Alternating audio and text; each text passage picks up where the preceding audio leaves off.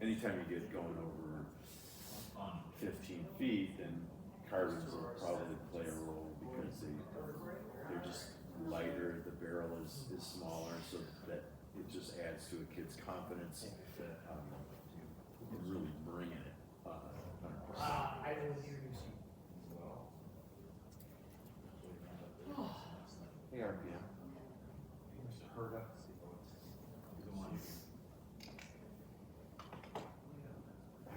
We need to talk about pits. Okay. That's, Are we Do you do pits? You guys do pits? Stop it. No, you? We pivoting things? I know what those are. Yeah, Super cheap rate. we Yeah, super cheap. We bought a ripped up pit from Buffalo, and so now we're really getting comfortable using two pits. But it is kind of, it's one we can't compete on. We just use it for drills.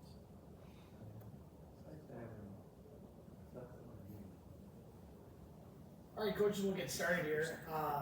Again, RPM is sponsoring the room, and we have the CEO of RPM. CEO, hi, I'm Pete Robinette. I own RPM Athletics. 30-year Minnesota track coach. Been involved in track in Minnesota since 1974. Started my company while I was still coaching because we needed to make new products. And whatever I always wanted, I was able to make myself, and we made it work. We make pole vault pits, high jump pits, cages, carts, pretty much everything you think of. We have our own fabrication facility in central Minnesota, St. Joseph. We also are the inventor of OEM measure sticks for pole vault and high jump. Thousands of these all over the US and Canada. We can make anything, any ideas you have. We do replacement parts for your pits. We build our own pits. I was lucky enough to watch Paul vault in high school. All right. I was also lucky enough to have him come and coach with me at South Rapids for a few years. All right, until he fell in love and left. But that's another story. So Paul Herda is one of the top golf coaches in Minnesota, and he does more for people as athletes and coaches than he does as a great technician as he is. So anything you ever need about pole vaulting or want to know more about it, this is the best resource you're going to find. So without further ado, Paul Herda. Hey, welcome everybody. You're back. That was the first title that popped into my head. This session is going to be heavy on the drills that we do, and again, I had a brief thought of how am I going to fill an hour, and then it was how can I get 2-hour slots or 3-hour slots. As I was putting stuff together, there's lots in here that I want to get to, and so I'm going to have to go fast because the last time I rehearsed it was an hour and 20 minutes. So I will be kind of going fast.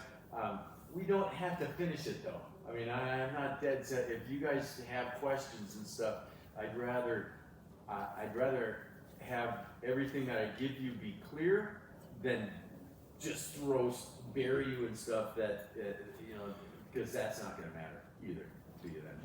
So you'll notice the notebooks. If you weren't here the last session, they all have their notebooks now and are using them gleefully. One of the nuggets I'll throw out there is if you're not doing this already, require that your vaulters have a notebook in their track bag with their spikes and everything else, and require them to take notes.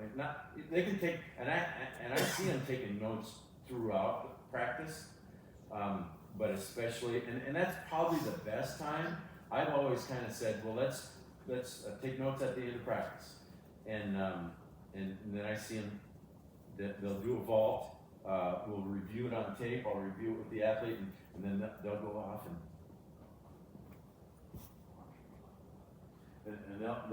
that excites me to no end. Because, like I said in the first session, I do not have the ability to keep track of, 15 kids and what poles they were on, what steps they were coming from, what grip height they were, I want them to be mature athletes. I want them to become a student of the event, and that they are going to take responsibility of, getting that kind of stuff done.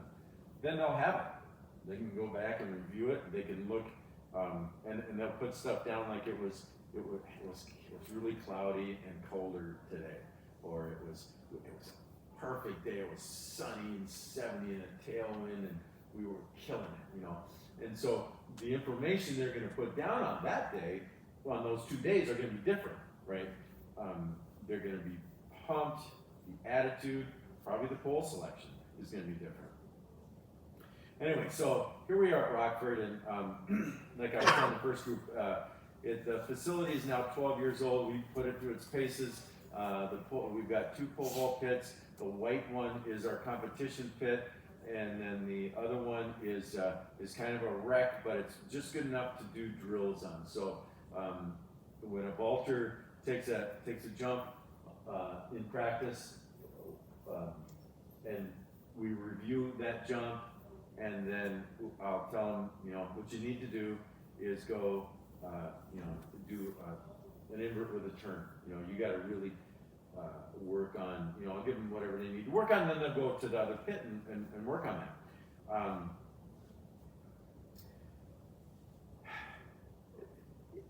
I can never reach a level, I think, of appreciation for the situation we have at Rockford, where schools are really struggling to find a ball coach. And if you're a ball coach here, I'm assuming, that's fabulous. I can't say enough about what you're doing and what you're going to do. But at Rockford, I, as the pole ball coach, have an assistant pole ball coach. So it's a kid. He's in 8th grade this year. The dad vaulted and wanted the kid to vault. So hey, can I?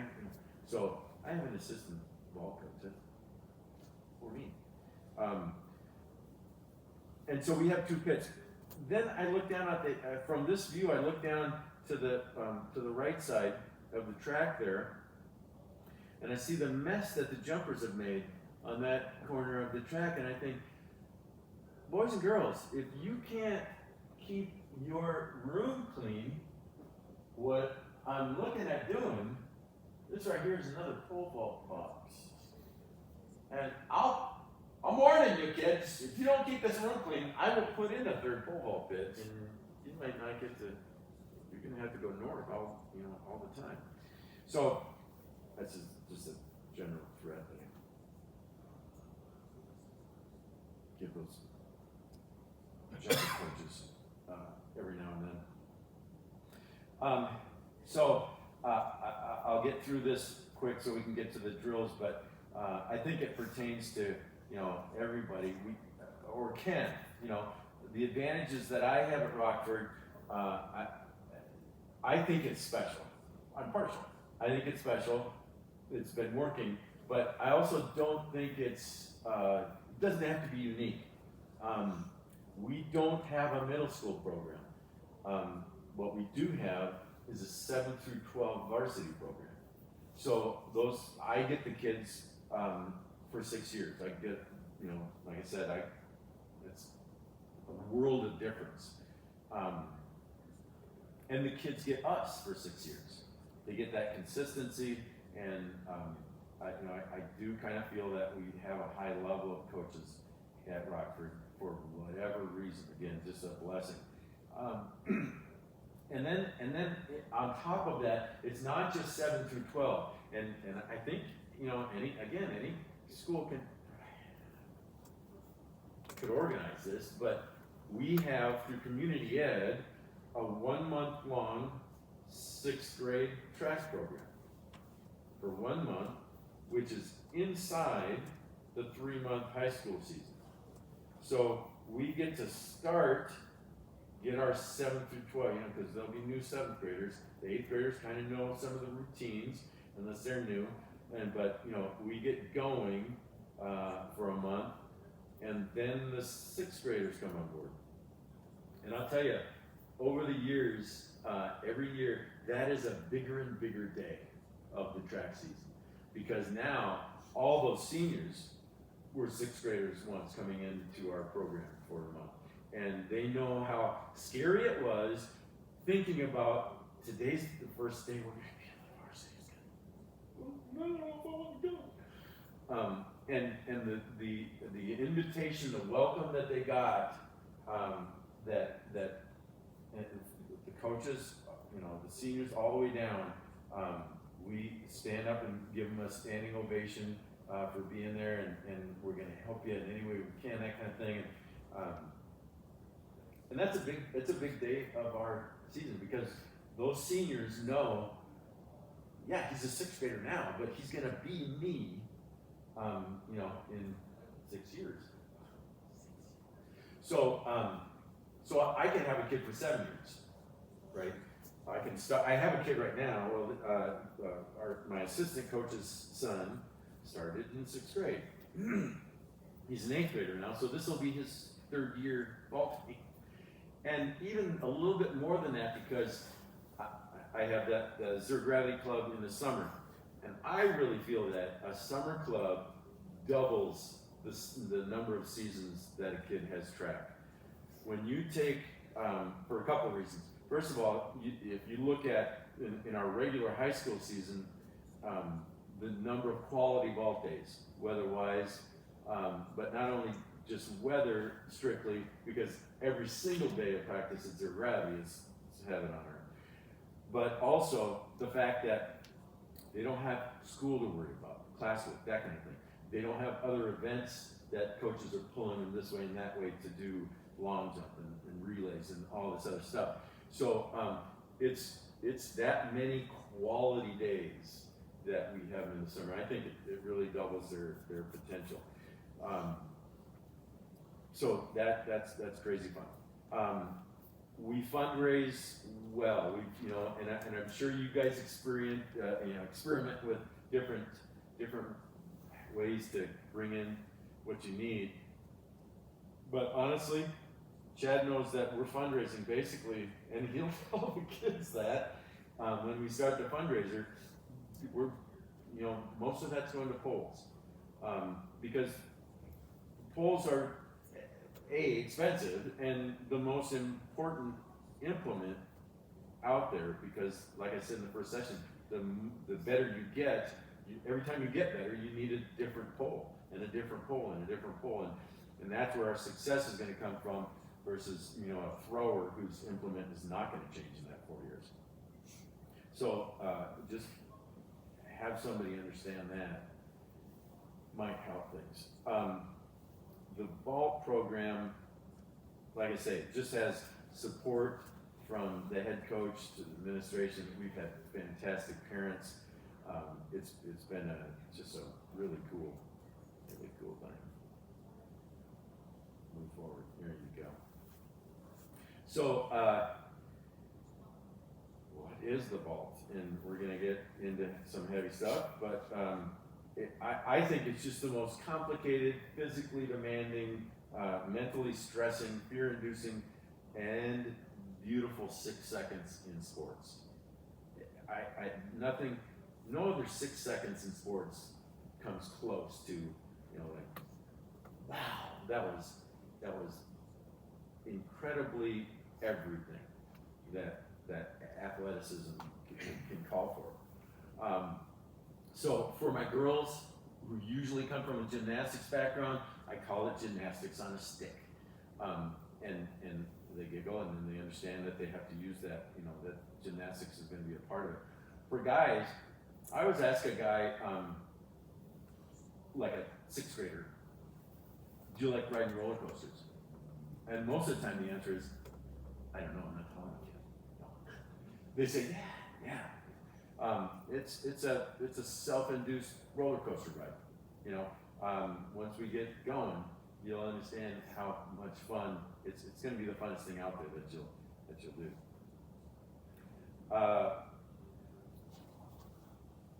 Again, I talked about this a little bit in the first session, so I'll just breeze through it. The baby steps, that ladder graphic where the rungs are too far apart for success, versus really planning your attack out, your drills, your progression of drills. Everything. You know, if you break down the ball, if you don't, it's the most complicated thing ever. If you break it down, nothing is that hard, really. Really, nothing's that hard. So that's where we need to get it to, is a place where you're just, you know, do A. Okay, coach, that was easy. What now? Do B. Okay, now do A and B, and A, B, and C. And so, really work. That's where most of your fruitful work is going to be. Is getting your drills down, and I'll show you as much as I can today. But the important thing that and I'm saying it because in the beginning I wasn't doing it well, and we wasted time. We wasted time when I would say, "Hey, do this drill," and I would explain it. And it wasn't. They didn't know exactly what I was asking of them. And another point is why. They didn't know exactly why. Where does it fit in the ball? Because they didn't know the ball well. Now I harp on kids daily, all throughout the season. What I want you to do is go home tonight, eat a good dinner, get to sleep, or get your necessary rest. But before you clock out and those eyes close for good, I want you to watch some elite vaulters for, 15, 20 minutes. I want that the last thing before you close your eyes, so that just rattles around in there. So that they know what it looks like. If you don't know what it looks like, and a lot of kids surprisingly don't, then the drills are going to be more meaningless. If they know it, they go, oh yeah, and I'll try to do a really good job of explaining it to them, but their responsibility is to know it before they're going to try it. It doesn't no good to try it before they know it. So let's do this. I was gonna do this, but just if you want to, you can. And I think it would help, especially, let's do it. This was my idea here. With these notebooks that I want you to really take to heart with your kids, grab a notebook. You got one? Grab a notebook. And I want you to draw a line halfway down this page, and halfway down this page. Just draw a line across. And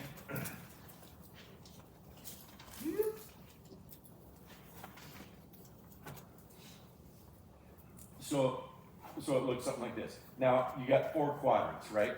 And here's what we're going to do. You saw this slide in the first session, this information anyway, the basics, right? So if you want to write the whole thing, generate energy, or you can just write it off. Write 1, generate energy. In the next box quadrant, write 2, transfer energy.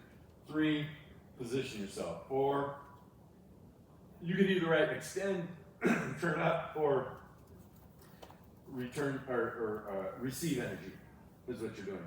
But you have to be in position. Okay, so you've got those 4 quadrants marked. And this, I thought of this is great, especially for the new coaches. I don't just want to show them drills, but if a kid has a problem, where's the problem? It's going to be in one of those 4 quadrants. And you're going to write down now, as we look through these drills, where those drills go. So I'm hoping that will help. And then let's also agree, I'm gonna play this video. I found this video, and I said, yep, that is exactly what I would want my vaulter to look like. That would be what I want to see, what I want for them. And then I'm looking at the start of this. Okay, you're looking at the vaulter. Now look at the bottom right-hand corner here when I click it, when it starts. Look at the bottom right-hand corner of this bill. It's a casket. Isn't it? Looks like a casket to me. I'm like, wait a minute, what kind of vault program is this? Do they sometimes jump without the box? But look at it right there. Okay. Anyway, so if we can all agree, that's kind of what we're shooting for in a vault. Kind of the Bubka Petrov model. I know that I love also watching Mondo jump. I would not coach that technique.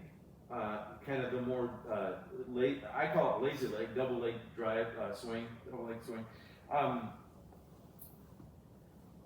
Like Kyle said yesterday, he's the coach at Stout, and if a kid comes in like that, he's gonna, okay, I wouldn't start you that way, but if you've had 4 years of doing it that way, then let's just continue and try to make each step better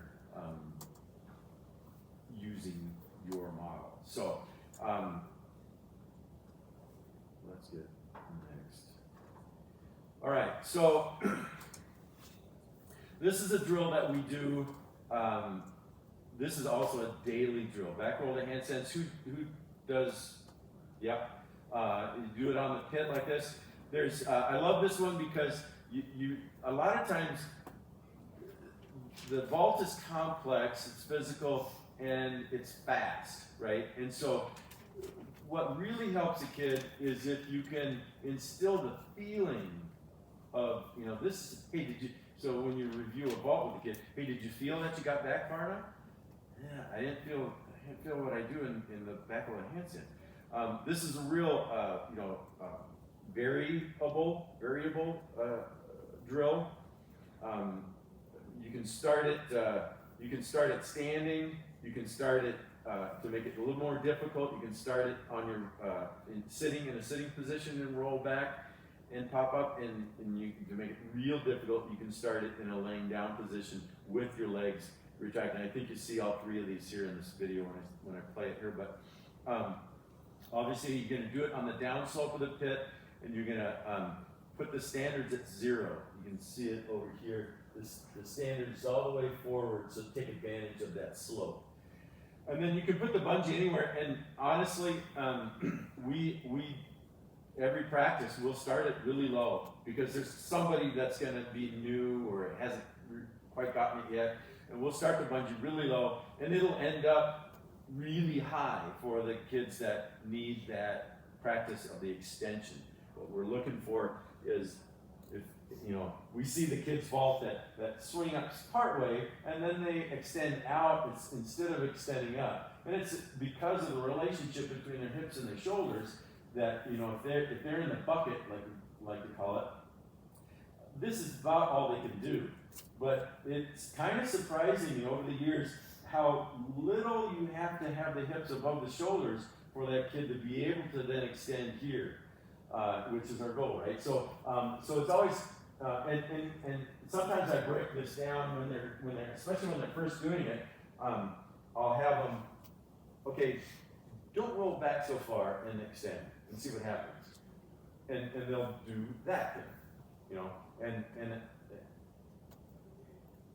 I'll say, does that look familiar?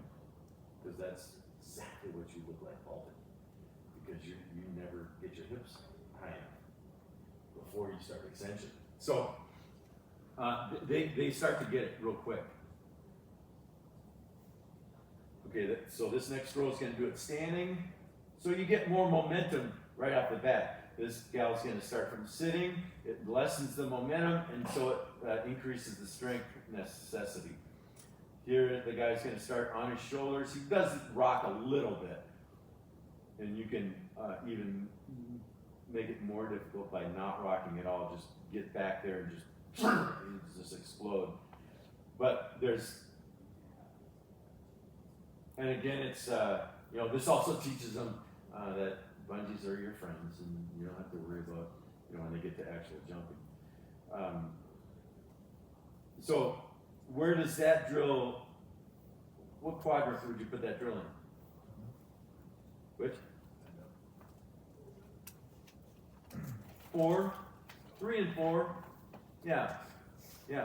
You're extending up, but you're also getting into that position that you can shoot, up more than out. So that kind of lies on the line between those.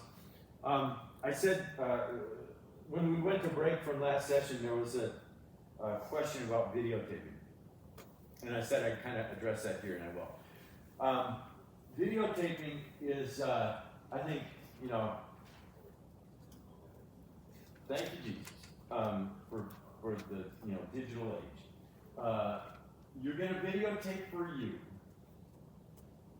There's a lot of information that you can give kids at different times. It's information that you should give kids. Sometimes it's not. But at practice, we're going to work, from the ground up.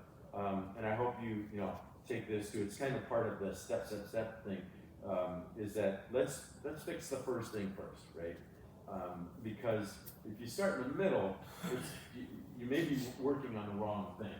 So you're videotaping for you, because if a kid says he's doing full vaults but he wants you to catch a step, I can catch a step. I can't catch the rest of the vault, and we want to maximize every trip down the runway. So I don't want you to waste a trip down the runway just for me to catch a step. So if that's what the kid is asking, I say, hold up, let me get my iPad going, and we'll do that. It's for them also because if you've ever coached a vaulter, some days they're off. Some days, like Coach Kyle said yesterday, they'll have an epiphany day where everything is just, wow, I'm improving like crazy. I can't believe how good I am today. And sometimes that's true. A lot of times it's not true. The kid just thinks he's killing it. Coach, I'm killing it today. And I said, well, it's not quite dead. It's not quite dead. And they'll think they're really, a lot of it is that when they're working on that bottom arm and they're pressing out and they're loading the pole, man, I was like, and really they were here. And so it's positive, proof negative, that they need to know about. It's also I videotape to document, and I think this is really helpful. I'm going to play the video here now. And shoot, I don't know if this is hooked up. We'll have to see if the audio is working here. Kind of stopped working last session, but I'll play it anyway. And pick out the information that I give while I'm videotaping. Yeah, it's not. So. Brian's just coming into the competition at 14.6. He's using the 15.185. Standards are standards are a little close. And he's on a 6 left approach. And he's gripping at 14.8. Okay, so as you're videotaping, don't be passive about it. Be interjecting the information that you're going to want to know, because how about that jump I took at the meet 2 days ago? It's really helpful to know all that stuff, to have you saying it as you're videotaping. Here's Brian's first attempt at 14.6. Oops. Nah. Back. And so you can know all that stuff. That's very helpful.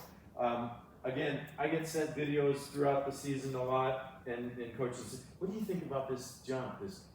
What can we do here? And so bring up the video. And if this is the runway and that's the pit and the kid's coming down and the video was taken like from right here, like at 50 feet out, shooting the back of the kid. And his left hand is, you know, he's right-handed, so his left hand is over here, and I can't, yeah, I'd love to help him, but shoot from the side, and shoot from the side of the bottom arm. So for right-hand vaulters, shoot anywhere from the takeoff point to the box, somewhere right in that, 10, 12 feet, and shoot from the side that the bottom arm is. I can see if one of the problems is if the kid's planting low, right? I can tell that this arm is over here. Kyle was saying yesterday he likes to shoot from the top arm side because then he can see if the kid's arm is dragging really well back here. He wants not to block out, but to really get a good stretch in here. And then if he sees the ear, you know this kid's doing it. I can see that from the other side. I'm not, Kyle, every coach is going to do what every coach is going to do. But I'm just saying, for me, the best side is from that side. So you can see where, and we'll talk about what that bottom arm goes throughout a successful vault versus not.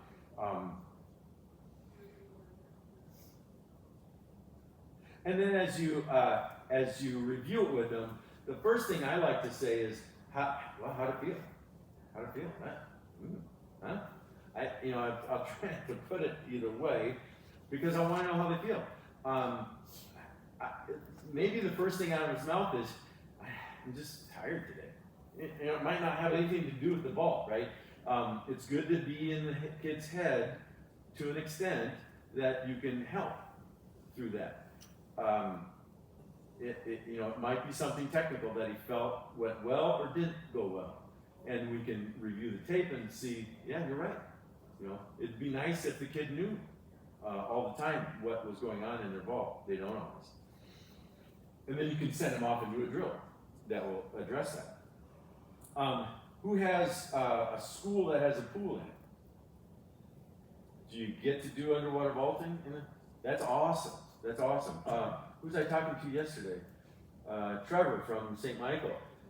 Obviously they've got nice facilities and pool and gymnastics room and everything. And he used to coach the swimmers and divers under the same AD, but now that guy won't let him pool vault or use the gymnastics equipment. And so we don't have a pool at Rockford, so we go into people's backyard.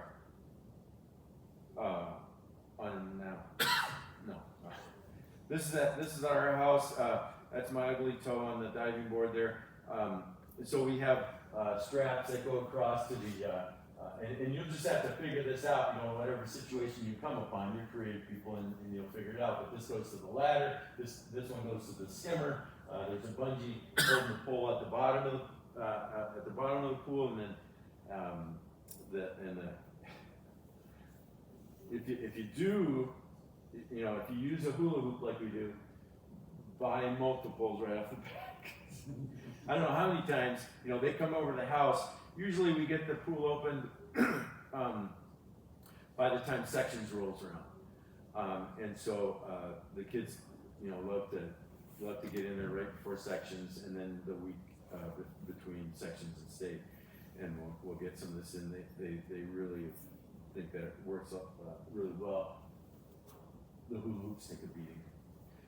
And we'll just run it and see. This is a left-hander, so left-handers always look awkward to me, but that's on me, I think. Of course, underwater you can slow it down. Some kids really have a hard time holding their breath, the first couple times. And you're going to want to use the mask that covers the nose, right? Not just the swimming goggles. But you can slow it down, you can stop, you can make corrections. That's what we're doing today in the pool. We're not just having fun and stuff, although it's kind of fun. But vault in general is that. fits in that category. But we want them to really come out of this with a new understanding every time. And so slow it down and stop it. They start, in this shallower depth. It's the deep end, but it's not, like we had at St. John's in the diving well, that where we could really, start in the standing position and go through the whole motion. But so we start in the sitting position here. They're sitting at the bottom of the pool. They've got their top hand on the pole, and then the bottom hand is elbow in, so they're ready to rotate and invert. And then because they're already sitting, that pressure is just coming from that top hand, which I really like about having to have them sit, is that they really have to keep the pole moving, right? And invert from that. And then when they think they're there, they have to. You have to stop. You have to learn something from this and readjust yourself. Get tighter to the pole. How do I go from there to here? And this next one, she has a really nice line. She doesn't stop, but she has a really nice line coming up next to the pole and through the hoop. That's not what her vault looks like, So she hasn't really internalized it as much. This next one is T-Dog. And he actually, you can see that he stops here halfway through. He starts, and then he stops, and then he kind of, okay, now I'm ready to go. He just found himself to be there in a good position, so he finished. But I really want him to really slow it down, really think about it. It's the one time where, that you can do that. You can't do that in practice, even if you're kind of just working on different drills and things that address those things. You can't stop halfway through. Gravity doesn't let you do that. So I really push this out as a different kind of practice. It's a different kind of practice. Let it be that. Make it be that. Oops. Pardon? The nose covered goggles help. Yes. You How really, deep? I can't do it without. How those. deep? You said the deep end, but It's probably only, 9 feet, 10 feet maybe at the most, something like that. So we've got one of Mitch's old, this is actually a broken carbon fiber FX pole. And just ratchet straps and a tennis ball on the bottom of the pole to keep. And that's what I told Trevor from St. Michael. The AD is worried about him wrecking the pool. How are you gonna wreck the pool ball thing? It's insane idea. Someone driving his car wrecks his car. What's that? Driving his car wrecks his tires. And his car. Yeah. It's gotta come from somewhere, right?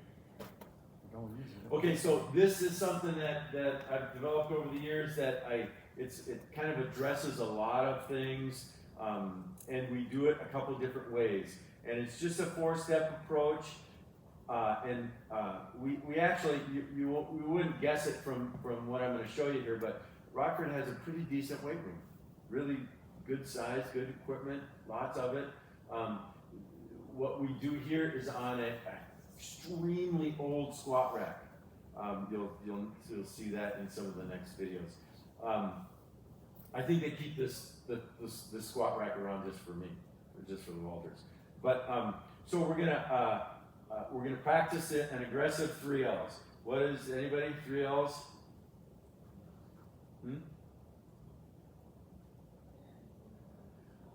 It says 3 Ls. It's a 4-step approach, right? But it's so if you're right-hander again, they're gonna rock back. She's rocking back. She's ready to go on right. And the first one is gonna be the and then the first L is lift. When I was vaulting in the 70s in high school and stuff, they used to say start, curl, press, and so those were words that demanded action. Start your plan, but then they said curl, and that's where I kind of no, that's I don't want that. for my kids. I don't want anything that's gonna bring the pull out away, if you're, and I believe that when you say curl, a kid is gonna think this, right? And so, you could curl this way, but everybody's gonna curl like this. They're gonna bring that pull out away from their body at a real crucial, critical time, and it could lead to disaster. I've seen it lead to disaster. I remember a kid from Kennedy, Bloomington Kennedy, went at one state meet, and he was built, and he was late on his plant, and he was still curling it, and so he went this way and then he went that way, and then he was out of the competition because he separated his shoulder. So I want everything, even if you're late, but you're bringing it up right next to your body, we're gonna lift. The motion is gonna be a turn of the wrist. We're gonna, you were carrying it here, we're gonna bring it to the hip, we're gonna turn it, and then it just shoots right past the ear. So the 3 L's are and lift, lock, leap.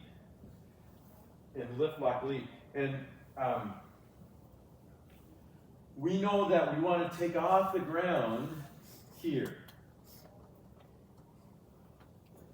But on my cues, it's lock out here, and then they come into the plant and take off. The kid is running at 100 miles an hour, right? Well, we wish. If you only lock it on that last step, he's not going to be anywhere near it. He's not going to be there. So we're going to work on that. She hasn't done this first drill, but and all the other things, the knee drive, the leg sweep, and one of the most important things I feel is that that big stretch here when they leave the ground and get in that reverse C thing that we talked about, because then you're going to be able to come through. It's just like a major league pitcher throwing a fastball. They don't throw it from here, and they don't throw it from here. They throw it from here is the pitch. You're going to get to 100 miles an hour. So we want to have them get to that same stretch so that it can be powerful when it comes through. So this one, the first one, she's gonna lift, lock, leap, grab, and swing, and she's hitting it on the backside as well as letting the stretch happen on the inside.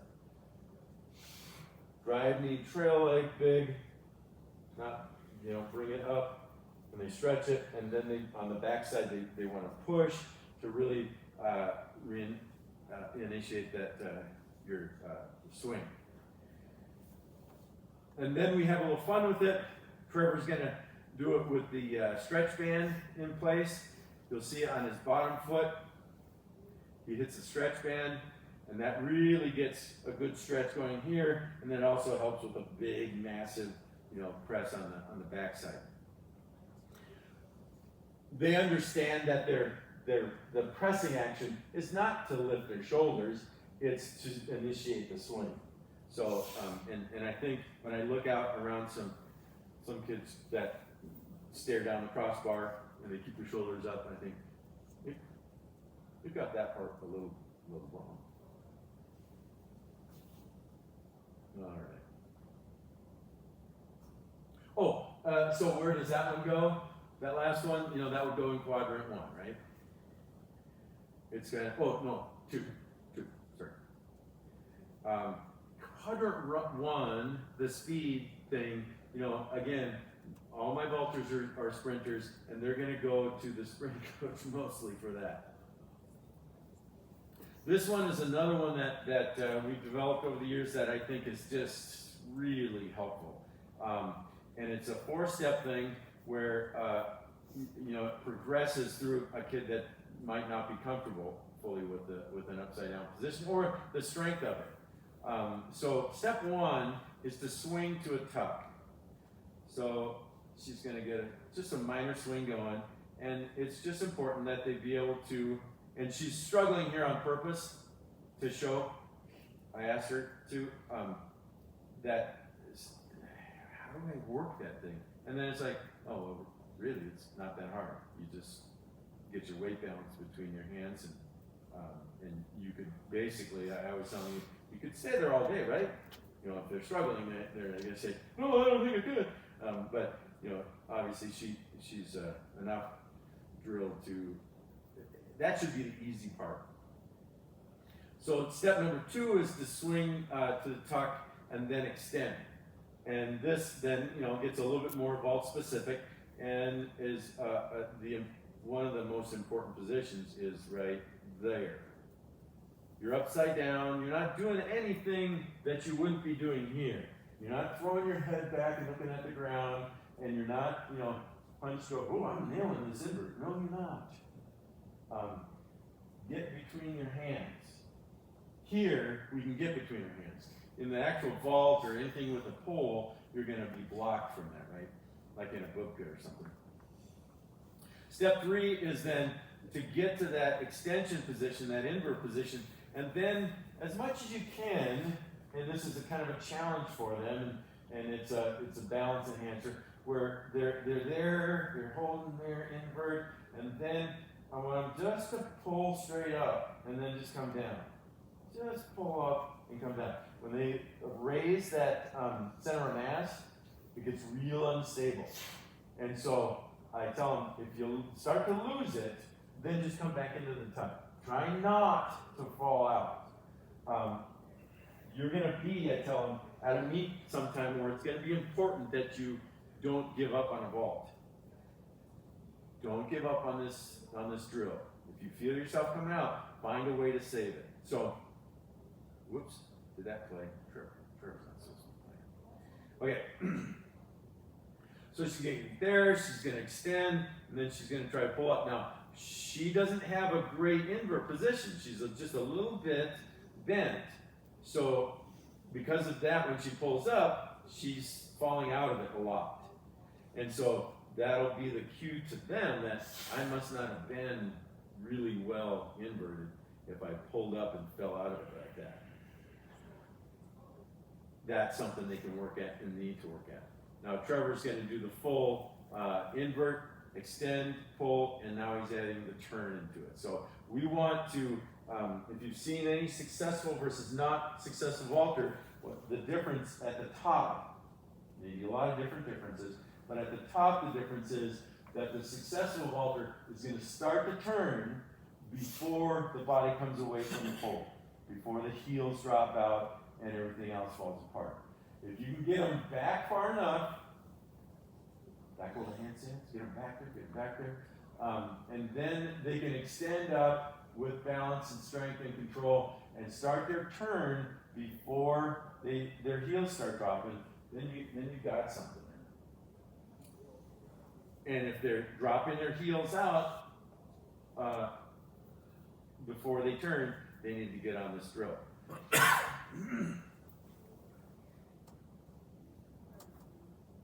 Okay. Bubkas, we all kind of know. It's just Sergey's challenge for us to get upside down. And so I will assist sometimes. And I'm just showing that here. She can do it. But I just get a hand on the shoulder and in the small of the back and make sure they can get up there. Now, just a word on the bubkas, that something that I do.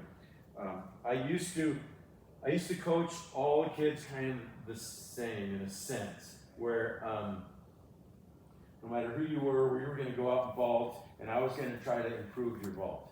And when I finally looked at it a couple of years later, I realized that I'm just banging, with some of these kids, I'm just banging my head against the wall. They're not strong enough to do the thing, you know? So we're wasting both of our time. So now they know they have a requirement if they're going to vault at Rockford. They're not going to vault at Rockford until girls can do 6 hanging bubkas and guys can do 10 hanging bubkas. If they can't do rep after rep after rep after rep, we're wasting both our times. So what happened then instead of me really taxing my shoulder, trying to push, they all came to the first day of practice ready to go. And I was like, that's all I needed to do was, I don't know if I was gonna follow through with it, but, Kyle said yesterday, and again, everybody's gonna have their different way, but he said, they gotta show me they can do some pull-ups.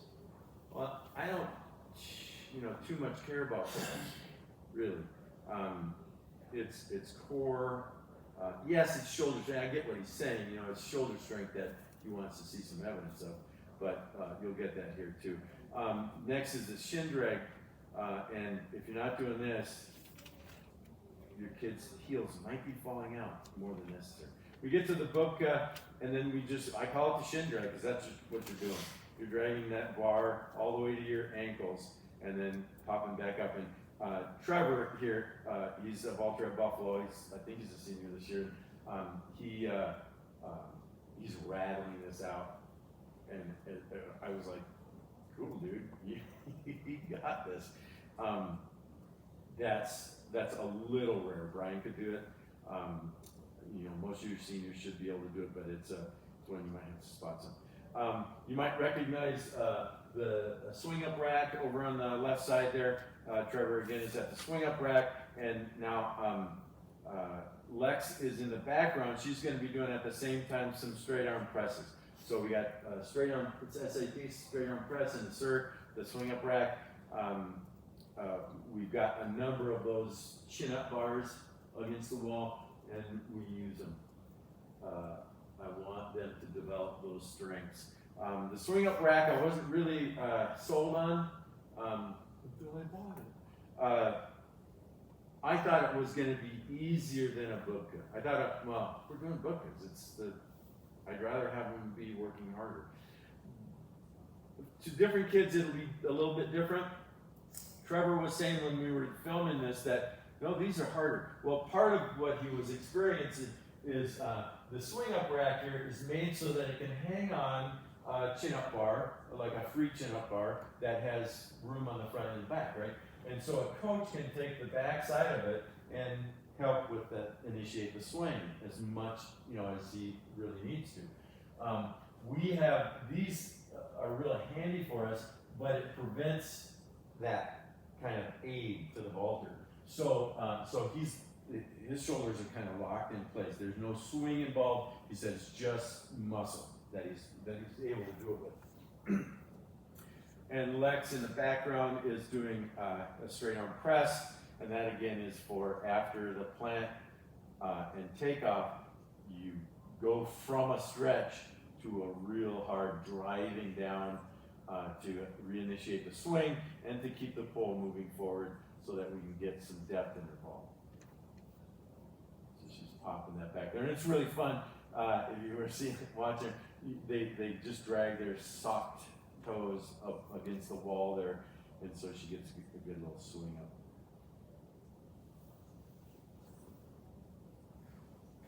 So those are three that and so you can see if it's a rain day, we've got lots to do.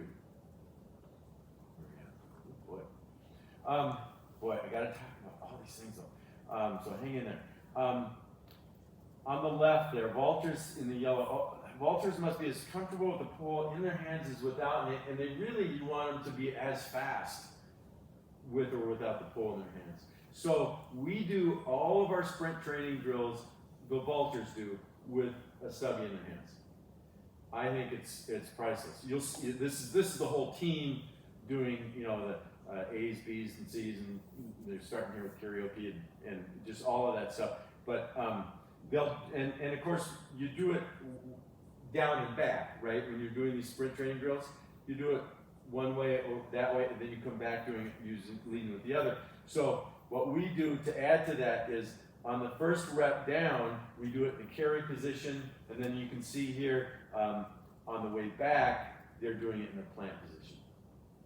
And what you'll find is, they can do this and their A's and B's and C's, they'll be able to do that pretty good, although sometimes they get you gotta watch that they don't carry the full way down there and get lazy, but that they're maintaining great sprint posture when they're doing it. But on the way back is the real kicker, is the first few times they're doing that, they're thinking about I got to pull in the head and they're all over the place with that. With what we're trying to train them in is an efficient plant, no matter what, right? So they have to get to a point where they're really keeping it up there as they're doing, anything that they're doing. They put it up. I tell them, put it up and forget about it. Get it up here, and then do whatever you have to do, but always feel that top arm is locked up. Then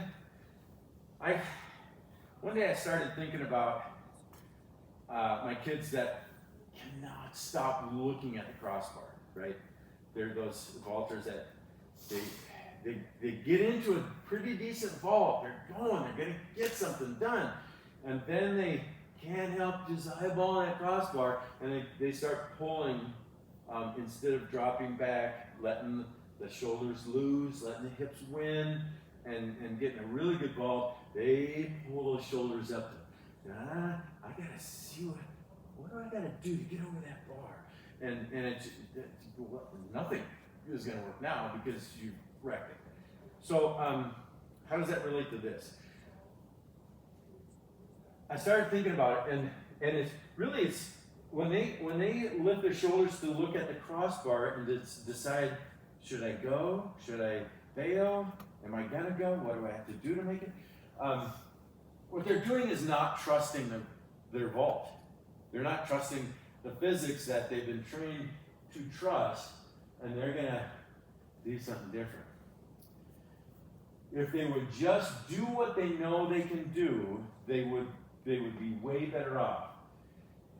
We, all of our sprinters, like you see there, a lot of sprinters. Everybody's a sprinter. If you're a pole vaulter, long jumper, triple jumper, even high jumper, everybody but the throws. Distance do their own thing. But there's a big group that just does sprint, all the sprint workout. And that includes hurdle work every day. I notice when all the kids are doing their hurdle work, they're looking at the next hurdle that's coming up. They're looking down there. They're trying to decide and how high do I have to lift my foot? Right? Is what's going through their head. Is I'm coming up to that next hurdle, how high do I have to go to get over that hurdle? When they know how high, but they're not trusting what their leg is doing. They think they have to see it to do it. And that's exactly what the kids in the vault are doing. They don't trust it. They think they have to see it to make it happen, versus trust what they're physically gifted to do. So then I said, okay, let's try to give them more trust in their own physical ability. So we do also the hurdle work with stubbies, and they'll run through it twice. They'll run through it in the carry position, and what I filmed here is them doing it in the plant position. And I've come up with just all these different zigzags and squares and ways that so they don't get bored and so that they're more challenged. They'll bounce over these, and they're supposed to be looking up. She wasn't looking up all that well. Lex has some hurdle background too. So what they're supposed to be doing is eyeballing the end of the stubby.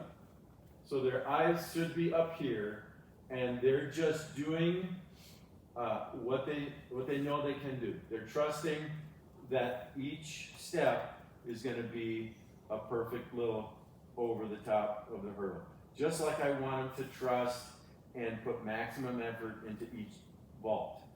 I want them not looking at what they think they need to do, just do what they know they can do, and they'll jump way higher. I hope that makes sense. The press and release drill. I kind of showed it real quickly in the first session.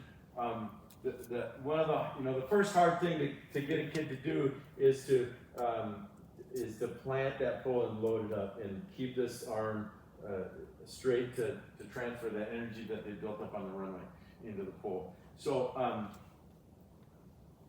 if I go through these, this is Harley from Minnetonka, and over the last summer, and she's tall, she's fast enough, she's strong, she plants the heck out of a pole, even with a little bit outside step, but I'm not going to argue with that here because she should be gripping up, and I want her to feel comfortable being out so that she can move her grip up higher and higher all the time.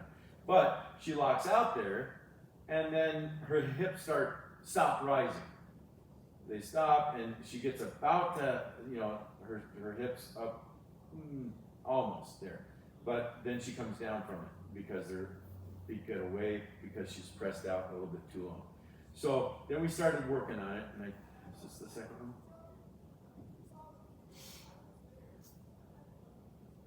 I'm going to say this is the second one. Nope, that was the third one. Here's the second one. So the second one, no, I was right the first time. Sorry. Okay, so on this one, she's still planting really big, but she's thinking about what we have them focus on is a strong plant. This is a drill that only kids with a strong plant do because it's the next step, and we teach everything in order. So we're going to coach them to plant real strong first, and then, so they have that in them. They know what that is. And then I want you to start here and finish with the pole still straight in line and you on your back. Okay? Start here, do that. What you're going to need to do is bring that arm in. Easy to say, for some kids impossible nearly to do. But on the second, we talked about it, we watched video in between each one. This is, by the way, one single day. So she went from, really having a struggle with that, breaking that arm in. Here, she's still really strong in the plant, but she's thinking about bringing those legs up and trying to invert, but the pole is, her bottom arm is still pushing her out to the side, so she's flagging, even though it's, close to the pit there.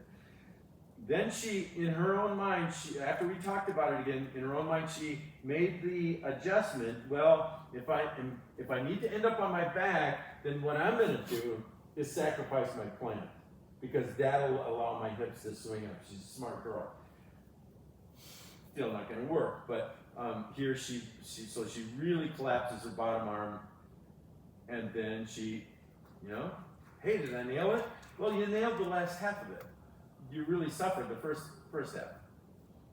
So then it's a compromise. They have to keep looking and doing and feeling it out and until they can do both in the same jump. And at the end of the day, she was gaining ground here with it. She was planting still a little weak, and there you can see where she hesitated up right on top to, okay, which direction do I need to go? Right there, she hesitates, but then she goes, okay, I'm just gonna trust it. I'm gonna let my shoulders drop. And so you can see there at the end, if we can get them into this position, how awesome is this gonna be when she really gets it and can complete it by the time it's at 90, right? And she's in that position. So this is a drill that you do like before they're fully inverted to kind of teach the invert? We do, to teach the invert, you're going to do straight pole invert stuff. That's the more basic way to get to an invert and into a turn. They can do straight pole inverts into turn. That's one of the things I don't have time to do that. This drill is for after you taught them to press, but now they're stuck from doing anything else. So it's spending time on this motion. And if you take a stubby and have them lay on the ground and they can go, you can push that pole through that this motion so that they start to understand. Because if you see any elite vaulters, they leave the ground here, obviously, but the other, really, for me, the key position is where does this bottom hand come past them when they're inverted? What I mean by that is Harley was here on the plant takeoff, and then she was here as she came through the invert. And then she's just flagging. This will stop. Yeah. Okay, so she presses too long, misses the, and then whoa. Sorry. Let's see if I can catch it. Boom. She's just out from the pole, and we want, and by then it's been too late. So we need it to press quick. I always tell them that the press and the transfer of energy that's built up through the pole, through your arm into the pole, is more like a light switch than anything really. It needs to be there, and it does that. That's all you have to be concerned with, really. It's gonna move through. So it's when you, because I like to do coaches assisted presses, where the coach takes the kid from a 0 step to 2 step to 4 step, whatever it is, and I'll lift them by the shoulders up into a plant position off the ground and have them press the pole. So they're learning that there. Another thing I wanted to put in, and then they need to be comfortable with what happens next. And sometimes they'll get it right away, sometimes they'll need something in between to get them. Holy moly.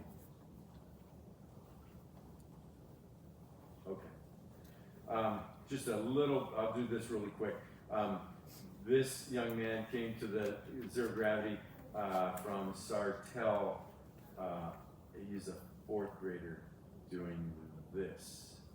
Speaking of that straight pole invert work, he learned quickly to straight pole invert and then turn it onto his stomach, and this was that's pretty cool for a 4th grader. Nice straight trail leg, great drive knee, and just swings to that. Then he started going over some bungees. And then once they jump a foot a foot over their grade level, then they can move to the big pit. So that's a huge incentive. So by the end of the summer, he was on the big pit, going 6.5 feet, and really swinging up real nice. Okay, do I have any more time for Ben? Go. Okay. Again, for teaching basics, get in the sand. Have fun in the sand. Do a lot of reps of from 0 to 2 to 4 steps to 6 steps, and get them swinging out. Get them swinging, efficiently with driving and trail leg, keeping that top arm straight, and then go for some competitions. And we go for distance. By putting a bungee out there. They're doing a few of them, and you kind of see, okay, they're basically landing here, so I'm going to put it about a foot further and see if they can really stretch it out. How high is your top end on sand drills? It'll vary for each kid. Like Harley is pretty tall; she would grip up way higher than a 9th grader. You just watch how they come through, and it's not, I tell them to pick out a pole that's lighter and smaller than you would ever use. We're not going to be testing the pole. I just had kids like stall, hold too high and then they stall, then they just land. Right. On So the concrete edge or. yeah. So just lower the grip there on that kind of thing. It's like that metronome. You know what a metronome in music is? It's a one engine thing. It's one gear. And it only varies its speed by the weight moving up and down. So you move the weight down, and it rotates faster, and you move the weight up, and mirror. And so that's what you're dealing with. The vaulter is that weight, and their speed is that one power source. It's constant, and so you just play with the adjustment of the grip height. So there too, yeah, that's something that you want to keep them safe with. But after safety, again. really attack us. Gotta mention. We do one where after they get good, before they start, no, it's after they've done the straightforward things, and you can get them going, you know, and I still use the terminology row, rowing through, and then when they start rowing into a turn, then that's where the fun starts really, because now you're going to find out who your real animals are. And by that I mean we're going to go for distance. So we're going to put it out there, and they will, you know, if that kid is a real competitor, they will come down there, plant the pole, swing up as high as they can, and they will dish themselves flat out on the sand, you know, and sand will be everywhere. But he won, you know, so that was all he was going for. So that kind of stuff is, and then when you bring in that bungee, from where their distance lies, you bring it forward a foot and up a foot. Forward a foot and up a foot. And because you'll see, if you videotape it, you'll see that once they reach their max, their arc is going to be the same pretty much all the time. So if you move it up a foot and up a foot, that's there. And then you move it up a foot and up a foot, and they're still clearing it. Same jump. Up a foot and up a foot, and it's the same, you know. So they understand that, they'll understand it, and then you know, then you can start talking about standard placement and stuff like that.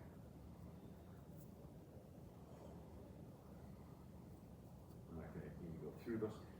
Here, just real quick, with rings,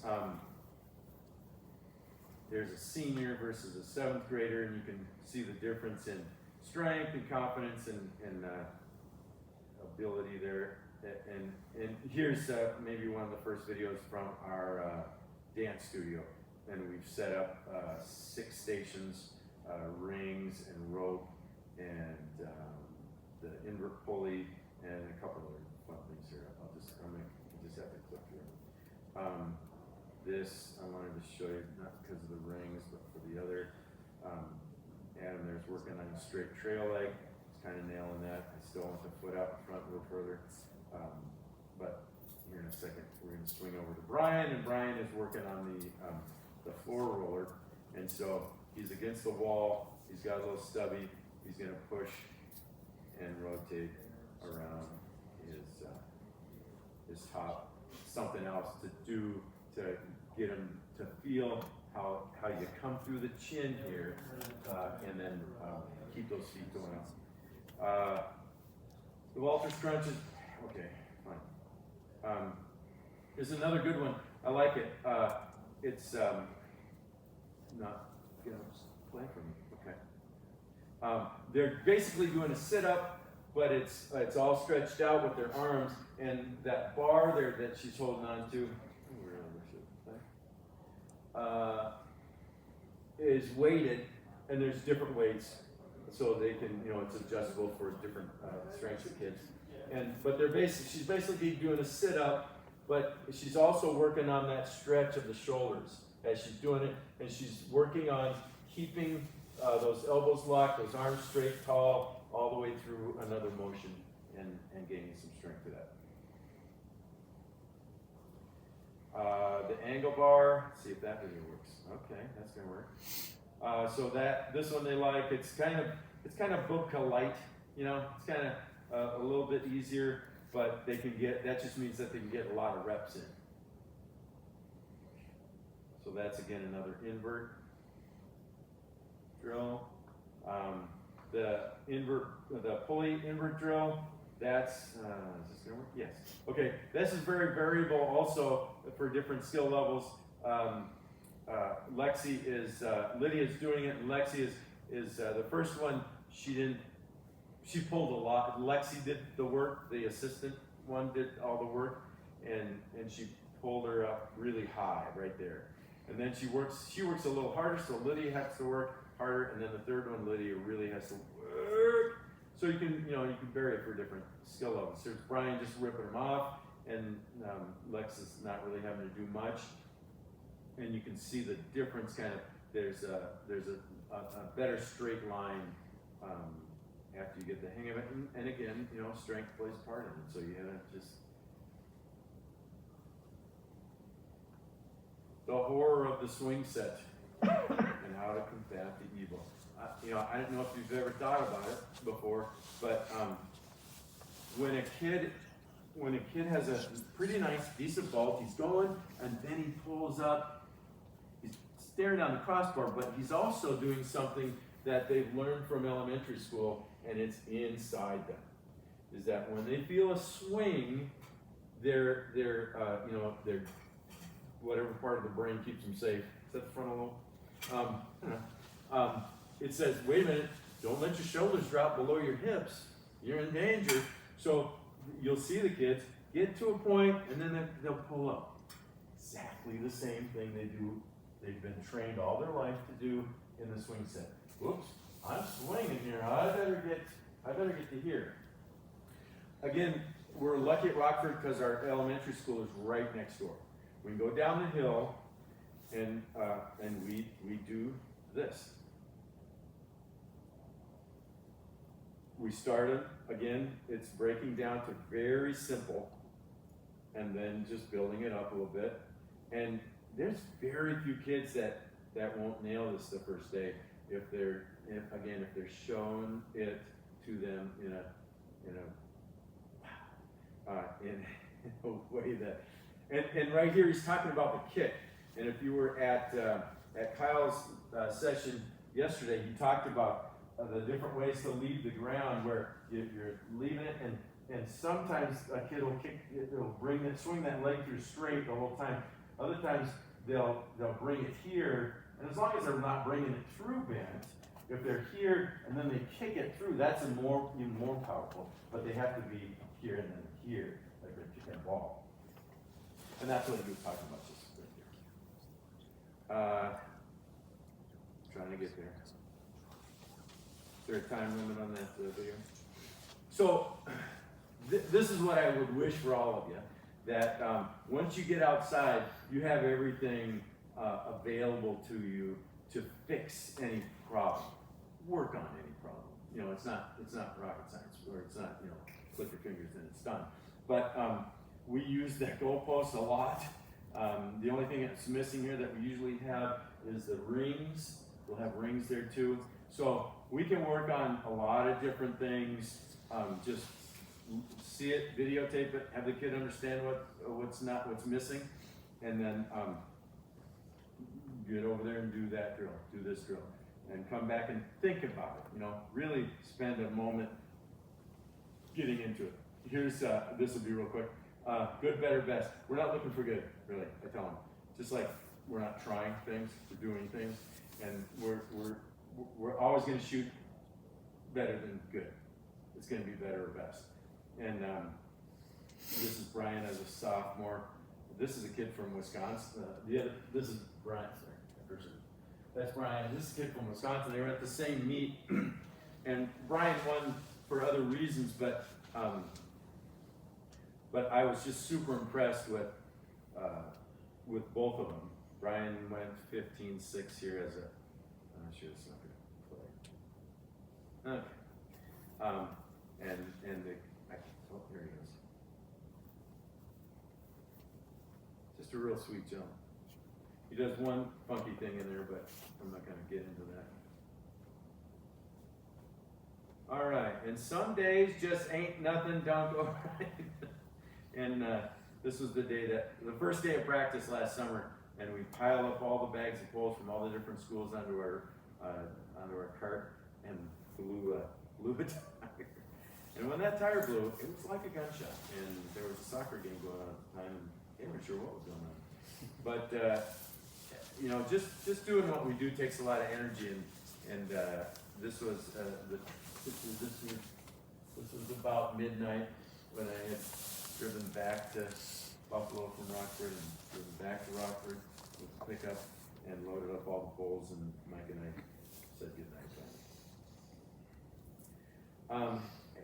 You know, the possibilities of what we do is amazing, and that's what I when I'm low on energy, that's what I really take to heart, is that here is here's Harley from Minnetonka. She's gonna be a senior this year. And my great niece, Jackie at this time, she was gonna be a senior. She was gonna be she was a third grader. And they're out there doing handstands together and just loving it. Jackie was just following Harley around like a, little baby, whatever follows an adult thing. And then, so here's Jackie again, and then Jane is from Rockford. She was in 4th grade, and they bonded, instantly and magically, by the chance to come together and pole vault and just experience this thing.